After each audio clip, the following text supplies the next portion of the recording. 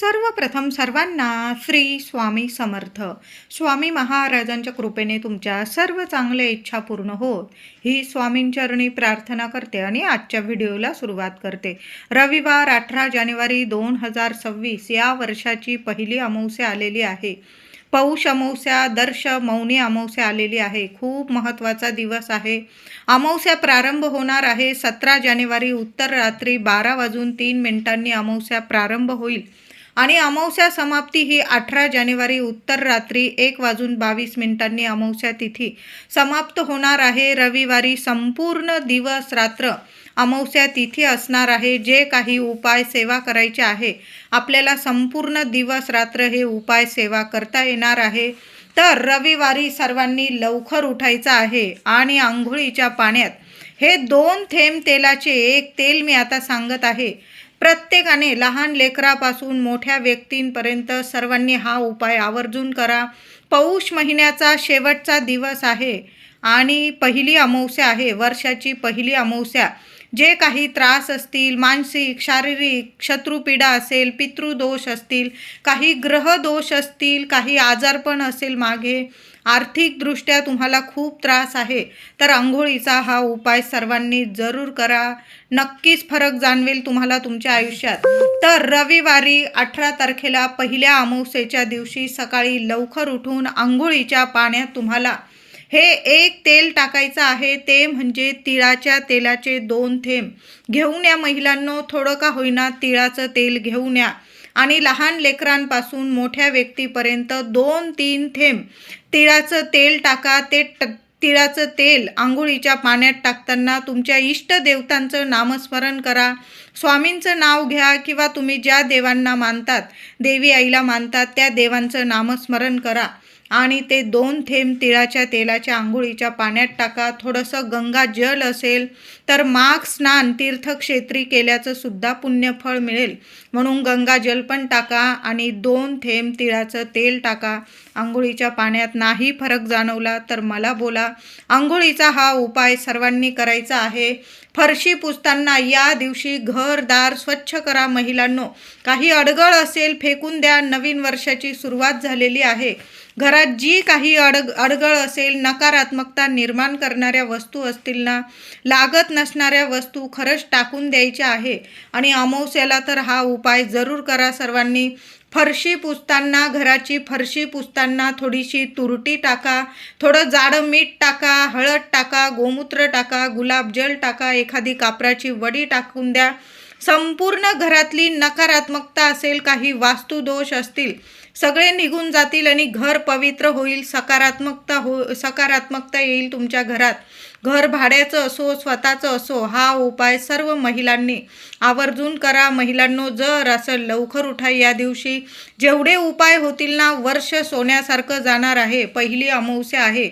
उपाय सर्व झालेच पाहिजे आपल्या घरात. घरदार स्वच्छ केल्यानंतर आवर्जून घराच्या मुख्य उंबरठ्यावर हळदीचं लेपन करायचं आहे. हळदी कुंकू वाहून उंबरठ्याची दोन्ही साईडला आपण पावलं लावलेलीच असतात देवी आईची, त्यावर हळदी कुंकू फुलं वाहून छान पूजा करा. सकाळी सुद्धा माता लक्ष्मीच्या स्वागतासाठी एक दिवा लावून द्या. नाही लावता आला, किमान संध्याकाळी तरी आपल्या मुख्य दाराशी दिवा जरूर लावा महिलांनो. आणि सकाळी उंबरठा पूजन केल्यानंतर एक मातीची पंती घ्यायची आहे तुम्हाला. त्यात थोडीशी पिवळी मोहरी ठेवायची आहे.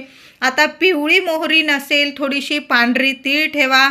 त्यावर 2 किंवा 5 लवंग ठेवायच्या आहे. 2 कापराच्या वड्या ठेवा. एका साईडला तुम्हाला कोपऱ्याला उंबरठ्यावरच ठेवून द्यायच्या आहे. या वस्तू कुणाचा पाय लागणार नाही अशा पद्धतीने एका कोपऱ्याला ठेवून द्यायच्या आहे.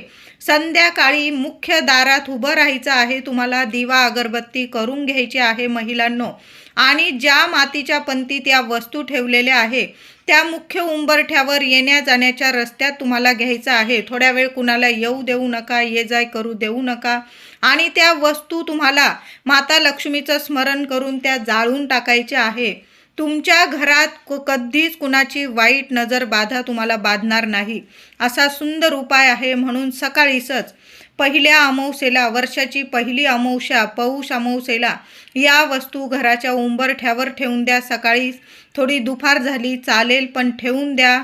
आणि संध्याकाळी नाही जमलं, संध्याकाळी थोडी रात्र झाली 8-9 वाजले तरीही चालेल, पण त्या वस्तू मुख्य उंबरठ्यावर जाळून टाकायच्या आहे. तुम्हाला खूप सुंदर अनुभव येतील. जे काही दुःख, दारिद्र्य, अडीअडचणी असतील, कोणाची नजरबाधा असेल, संपूर्ण तिथंच नष्ट होऊन जाईल आणि तुमच्या घराला एक रक्षण कवच प्राप्त होईल. दर अमावस्येला, पौर्णिमेला असा उपाय जर केला ना, खरंच चांगला अनुभव येतो आपल्या घरात. आपल्याला पौष अमावस्येला देवघरातील देवांची छान अशी पूजा करायची आहे. दुधाने अभिषेक घाला, पंचामृताने घाला, देवांची छान अशी पूजा करायची आहे. देवांना फुलं पानं अर्पण करायची आहे. दुर्वा अर्पण करा गणपती बाप्पाला, महादेवांना बेल अर्पण करा. बाळकृष्णाची मूर्ती असेल, विठू माऊलीची तुळस अर्पण करा. फुलं वगैरे वाहून छान पूजा करायची आहे. गोडाधोडाचा नैवेद्य, साधी खडी साखर जरी तुम्ही नैवेद्यात ठेवली ना चालेल, पण नैवेद्य जरूर दाखवायचा आहे. देवघरात एक अखंड दिवा लावून ठेवा महिलांनो. त्या दिव्यात सुद्धा एक कापराची वडी आवर्जून टाका, 2 लवंग टाका, आवर्जून टाका. दिवा स्वच्छ पुसून घ्या, आधी धुवून घ्या, पुसून घ्या. आधीची वात असेल काढून टाका, नवीन दुहेरी वाट टाका. तुम्ही फुलवाट टाकून तुपाचा लावत असाल तो पण नीट स्वच्छ धुवून घ्या. पुन्हा फुलवाट टाका, तूप टाका आणि तो दिवा लावा. एक अखंड तेलाचा दिवा लावून ठेवा. तिळाचं तेल असेल, मोहरीचं असेल तर अतिशय उत्तम. नसेल तर तुम्ही जे देवांच्या दिव्यांसाठी तेल वापरतात ते तेल जरी टाकलं, एक कापराचा तुकडा टाका दिव्यात, 2 लवंग टाका. दिव्याची हळद कुंकू वाहून पूजा करा. दिव्याखाली आसन द्या. तांदळाची रास जरी केली ना चालेल, पण आसन देऊन दिवा ठेवायचा आहे. ताटली असेल तर अतिशय उत्तम. असा एक अखंड दिवा प्रत्येक आईने देवघरात पौष अमावस्येला लावून ठेवायचा आहे. त्याचबरोबर संध्याकाळी एक दिवा आपल्या पितरांसाठी सुद्धा लावायचा आहे. महिलांनो, मातीची पंती जरी घेतली तरीही चालेल. एक दिवा तयार करायचा आहे तेलाचा. दुहेरी वाट टाका, तेल टाका आणि तो दिवा तयार करून एखादा कागद वगैरे घ्या त्याच्या खाली आणि तो दिवा तुम्हाला घराबाहेर दक्षिणेकडं तोंड करून लावायचा आहे. पितरांचं स्मरण करा. तुम्हाला ज्या इच्छा असतील, समस्या असतील, पितृदेवांना बोलून दाखवायचं आहे. ओम पितृदेवताय नमः या मंत्राचा जप करा आणि तो दिवा तुम्हाला तुमच्या घराच्या दक्षिण दिशेकडं लावायचा आहे. नंतर दिवा शांत झाल्यानंतर एखाद्या झाडाखाली जरी टाकून दिला, तुम्ही ठेवून दिला किंवा वाहत्या पाण्यात टाकून दिला, पुन्हा तो दिवा नाही वापरला तरीही चालेल. आता नाही तुम्हाला घराच्या बाहेर जागा, फ्लॅटमध्ये राहताय, काहीच जागा नाही, तुम्हाला लावू देत नाही, तर मग काय करायचं, तोच दिवा तुम्ही घरात माठाजवळ दक्षिणेकडं तोंड करून जरी लावला ना चालेल. माठाजवळ पितृदेवतांचं स्थान असतं हे सर्वांनाच माहीत आहे. माठाजवळ दिवा लावा. तो दिवा तुम्ही नेहमी जरी वापरला ना तरी चालेल. फक्त जेव्हा बाहेर दक्षिणेकडं तोंड करून दिवा लावाल ना तर तो तुम्ही विसर्जन करत जा. आणि जेव्हा घरात माठाजवळ दिवा लावतात ना तर तो तुम्ही दररोज वापरला किंवा पुढील अमावस्येला तोच दिवा धुवून पुसून घेतला, पुन्हा तेलवात टाकली आणि पुन्हा माठाजवळ लावला तरीही चालेल. तो दिवा तुम्ही घरात ठेवा. पितृदेवांच्या नावाने तो दिवा नेहमी तुम्ही वापरू शकता. मातीची पंती घ्या किंवा इतर दिवा असेल तुमच्याकडं, पण माठाजवळ संध्याकाळी पितृदेवांच्या नावाने एक दिवा जरूर लावावा. आपल्याला नाही वेळ मिळत ना पितरांची सेवा करायला, मग अमावस्येला, दर अमावस्येला पितृदेवांच्या नावाने एक दिवा आवर्जून लावावा. बघा, काही ठिकाणी तर काही महिला रोज देवघरात दिवा लावतात, तुळशीजवळ, मुख्य दाराशी आणि एक पितृदेवांसाठी माठाजवळ सुद्धा नित्य नियमाने दिवा लावतात. आता नाही काही वेळा जमत आपल्याला, मग अमावस्येला तरी एक थोडा वेळ का होईना चालेल, पण संध्याकाळी पितृदेवांच्या नावाने माठाजवळ एक दिवा जरूर लावा. बऱ्याचशा अडचणीतून आपल्याला मार्ग मिळायला लागतात. पितृदेव प्रसन्न राहतात, पितरांचे भरभरून आशीर्वाद मिळतात, मुलाबाळांची प्रगती होते, घरात अडलेली कामं असतात ते सुरळीत पार पडतात, घरात मुलं मुली मोठे झालेले असतील, लग्न कार्यात काही अडीअडचणी असतील त्यातून सुद्धा मार्ग मिळतात आणि योग्य ठिकाणी लग्न कार्य होऊन जातं. संतान प्राप्ती होत नसेल, घरात लक्ष्मी टिकत नसतील, तर यामुळे म्हणजे पितृदोषामुळे सुद्धा बऱ्याच अडचणी आपल्यासमोर उभ्या राहतात. मग दर अमावस्येला न चुकता असा दिवा जर लावला ना आपण, तर खरंच सांगते 100% पितृदोष नक्कीच दूर होतो. अडचणीतून आपल्याला मार्ग मिळतात आणि आपल्याला सर्व सुख समृद्धीची प्राप्ती होते. पौष अमावस्येला रविवारी थोडासा घासभर भात शिजवायचा आहे. महिलांनो, आठवणीने करा. पितृदेवांची ही सेवा प्रत्येकाने जरूर करायची आहे. कावळ्याला दुपारी 1 वाजेपर्यंत जरी हा उपाय केला ना तुम्ही, 12 वाजता 1 वाजता तरीही चालेल. थोडासा भात शिजवायचा आहे. ताजं चमचाभर दही टाका, थोडीशी चिमूटभर साखर टाका, पत्रावळी असेल, डिश असेल, त्यावर तो भात ठेवायचा आहे आणि दक्षिण दिशेकडं घराबाहेर दाराबाहेर तो भात ठेवून यायचा आहे. नमस्कार करा, पितृदेवांचं नामस्मरण करा आणि तुम्हाला घरी यायचं आहे. मागे वळून पाहू नका. चिमणं खातंय, पाखरं खातंय, कबूतर खातंय, तुम्ही तुमचं कर्तव्य केलेलं आहे. पितृदेवांसाठी वर्षाच्या पहिल्या अमावस्येला पितृदेवांच्या नावाने कावळ्याला घास देत आहात ना, हेच तर आपलं चांगलं कर्म आहे. बाकी सगळे आपल्या स्वामी बघत आहे. पितृदेवता नक्कीच प्रसन्न होतील. आपले लेकरं घासातला घास काढून आपल्याला ठेवतात, हेच पितृदेव बघतात आणि भरभरून आशीर्वाद देतात. म्हणून कावळ्याला असा एक ताजा भाताचा घास, थोडं दही साखर टाकून आवर्जून खाऊ घाला. घराजवळ गाय असेल तर ताजी चपाती घ्या, तूप लावा, गूळ ठेवा आणि स्वतःच्या हाताने गाईला, गोमातेला सुद्धा, पौष अमावस्या आहे, मोठी अमावस्या आहे, गाईला सुद्धा खाऊ घालायचा आहे घास. आणि मग तुम्ही जेव्हा, आपण उपाशी राहिलो तरीही चालेल, पण पितृदेवांसाठी आपल्याला कावळ्याला सुद्धा घास द्यायचा आहे आणि गोमातेला सुद्धा आधी पहिली चपाती खाऊ घालायची आहे. यामुळे काय होतं, पूर्वजांमध्ये काही सवाष्ण गेलेल्या असतील त्यासुद्धा तृप्त होतात आणि भरभरून आशीर्वाद देतात आणि घरातल्या गृहलक्ष्मीला जे काही त्रास असतात ते सुद्धा दूर होतात आणि घरात सुख शांती येते, लक्ष्मी टिकून राहते. म्हणून गोमातेची सुद्धा सेवा करा आणि कावळ्याची सुद्धा ही सेवा आवर्जून करा.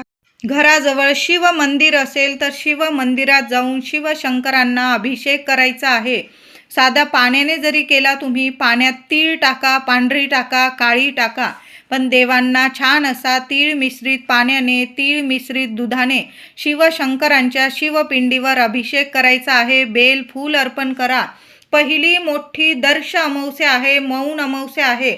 सर्वांनी काही नाही जमलं ना तुम्हाला तरीही चालेल, पण शिव मंदिरात जाऊन शिवशंकरांना अभिषेक करा. तिथं एखादा दिवा लावता आला, तुपाचा लावा, तेलाचा लावा. शिवशंकरांसमोर पहिल्या अमावस्येला दिवा जरूर लावा.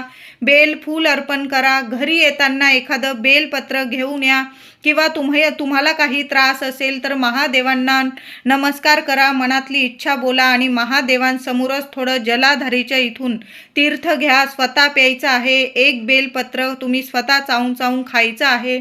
घरात कुणाचं आरोग्य नीट नाही, काही त्रास आहे, त्या व्यक्तीला सुद्धा शिवपिंडीवरून एक बेलपत्र उचलून आणा आणि ते स्वतः तुमच्या हाताने त्या व्यक्तीला खायला द्यायचं आहे. अनुभव सोन्यासारखेच येणार आहे.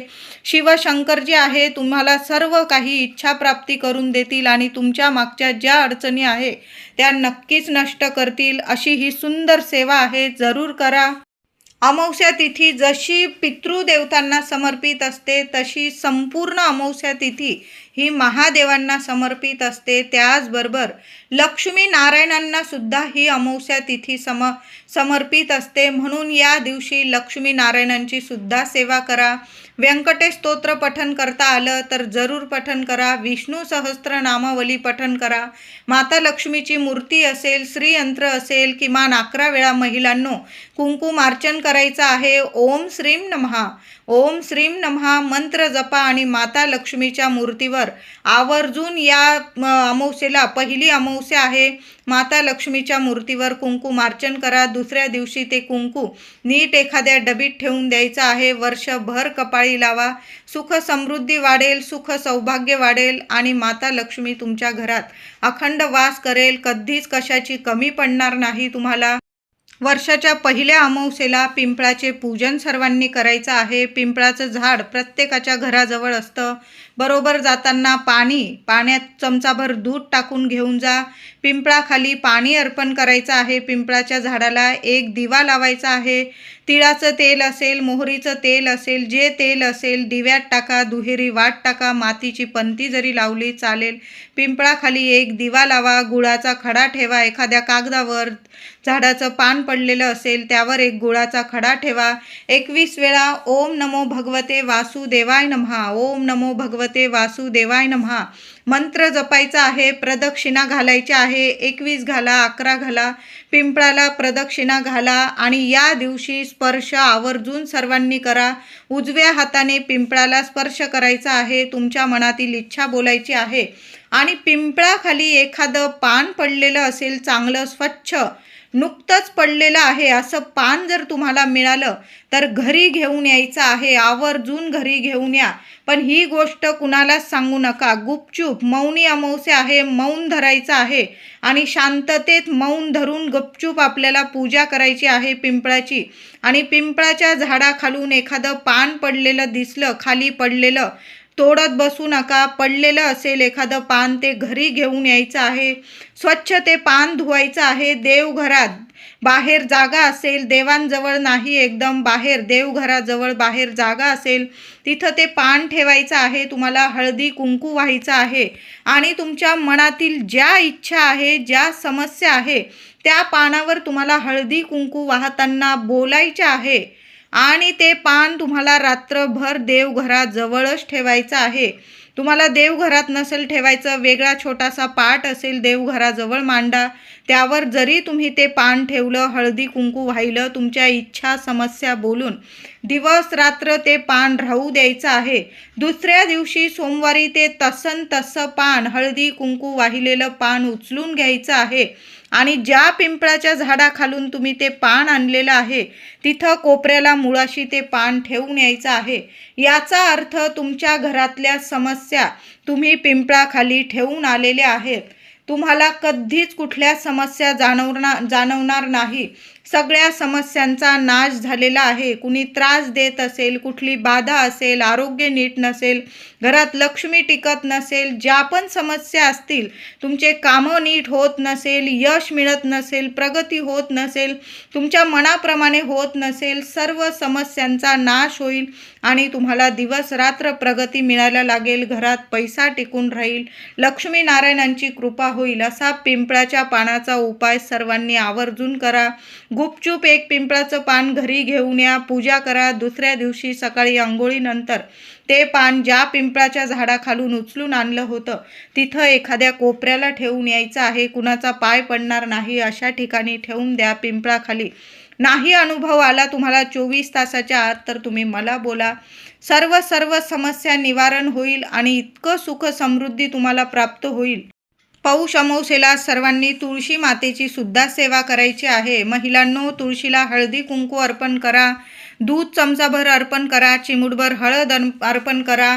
पुन्हा तुळशीजवळ सुद्धा तुम्हाला ओम नमो भगवते वासुदेवाय नमः, ओम नमो भगवते वासुदेवाय नमः या मंत्राचा जप करायचा आहे. जिथं नारायणांची सेवा होते ना त्या घरात कधीच कशाला माता लक्ष्मी कधीच कशाला कमी पडू देत नाही. म्हणून तुळशीची सुद्धा सेवा करायची आहे. तुळस तोडू नका, तुळशीची सेवा करायची आहे.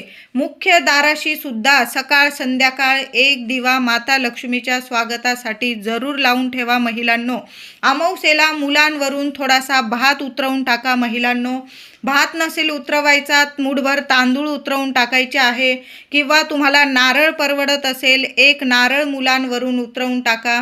नाही नारळ उतरवता येत, तुरटीचा खडा उतरवून टाका. मीठ मोहरी उतरवून टाकू शकता. मुलांना पूर्व पश्चिम उभं करायचं आहे. मुलांच्या डोक्यापासून पायापर्यंत या वस्तूंपैकी एक वस्तू कुठलीही तुम्हाला जी घेता येईल ती वस्तू घ्या. नारळ घ्या, तुरटीचा खडा घ्या, मीठ मोहरी घ्या, थोडासा भात घ्या किंवा तांदूळ घ्या. मुलांच्या डोक्यापासून पायापर्यंत नीट ओवाळून घ्यायचं आहे आणि घराबाहेर एखाद्या कोपऱ्याला टाकायचं आहे. कृपया वर्षाची पहिली अमावस्या आहे. उतारे करा. ओवाळून टाका वस्तू, पण एखाद्या कोपऱ्याला टाका. आपली इडापिडा दुसऱ्यांना देऊन आपली इडापिडा कधीच उतरत नसते, कुणाला त्रास होणार नाही अशा ठिकाणी उतरवलेल्या ओवाळलेल्या वस्तू पहिल्या अमावस्येला, वर्षाच्या पहिल्या अमावस्येला मुलांची नजरबाधा दृष्ट जरूर काढून टाका महिलांनो. त्याचबरोबर आपल्या घरावरून सुद्धा एक नारळ ओवाळून टाकायचा आहे. चांगला नारळ घ्या, लहान घ्या, मोठा घ्या, नियम नाही. चांगला पाणीदार नारळ घ्यायचा आहे. शेंडी दाराकडं आली पाहिजे, घराकडं, असा दोन्ही हातात तो नारळ पकडायचा. घरातल्या कर्त्या महिलेने किंवा कर्त्या पुरुष दादांनी हा उपाय करायचा आहे. आपल्या घरासाठी उपाय आपणच करा, दुसऱ्यांकडून करून घेऊ नका. सकाळी करा, संध्याकाळी करा, अगदी रात्रीच्या 12च्या आत जरी तुम्ही उपाय केला ना, हा चालेल. एक नारळ घ्यायचा आहे, घराच्या बाहेर जायचं आहे, दाराकडं आपल्या घराकडे तोंड येईल असं उभं राहायचं. नारळाची शेंडी आपल्या घराकडं आली पाहिजे असा नारळ धरायचा. वरच्या चौकटीपासून घराच्या उंबरठ्यापर्यंत असा नारळ 7 वेळा नीट ओवाळून घ्यायचा आहे, उतरवून घ्यायचा आहे.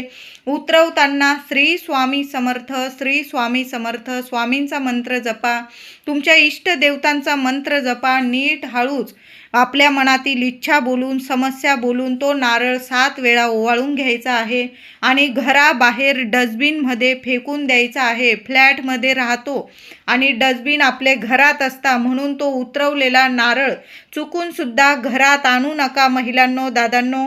सरळ तो नारळ घेऊन जायचा, जिथं डस्टबिन असेल तुमच्या घराबाहेर त्यात तो टाकून द्यायचा आहे. कुठंही फेकू नका, कुणाचे पाय पडतील, कुणाला त्रास होईल आपल्यामुळे असा तो नारळ फेकू नका. चुकून सुद्धा या चुका करू नका. अमावस्या, पौर्णिमा, कुठंही काहीही फेकलेलं असतं, चुकीची गोष्ट आहे. लिंबू मिरची फेकलेले असतात किंवा नारळ, लहान लेकरं येतात, आपली इडापिडा देऊन आपली इडापिडा देव कधीच उतरवत नसतो. नारळ उतरवा मी म्हणत नाही. अमावस्या, पौर्णिमा अशी तिथी असते की नजरबाधा उतरवण्याची ही तिथी असते. उतरवा, पण डस्टबिनमध्ये टाका. बघा, क्षणात तुमच्या घराला, मुलांना लागलेली नजरबाधा लगेच उतरून जाईल, क्षणात नष्ट होईल आणि तुम्हाला चांगली प्रगती होईल. मुलं हसते खेळते राहतील, आरोग्यदायी राहील. तुमचं घरसुद्धा कायम आरोग्यदायी राहील, प्रगतिशील राहील.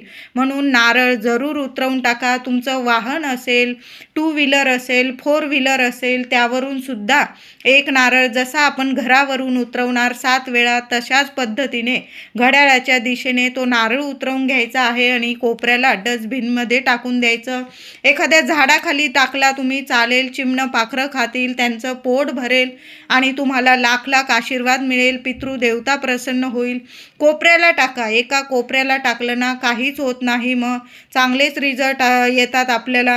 पौष अमावस्येला चुकून सुद्धा रविवारी कुणीच मांसाहार करू नका. मांसाहार, मद्यपान होणार नाही याची सर्वांनी काळजी घ्या. वर्षाची पहिली आणि मोठी अमावस्या आहे, रविवारी आलेली आहे. बऱ्याच घरांमध्ये रविवार असेल, बुधवार असेल, मांसाहार केला जातो.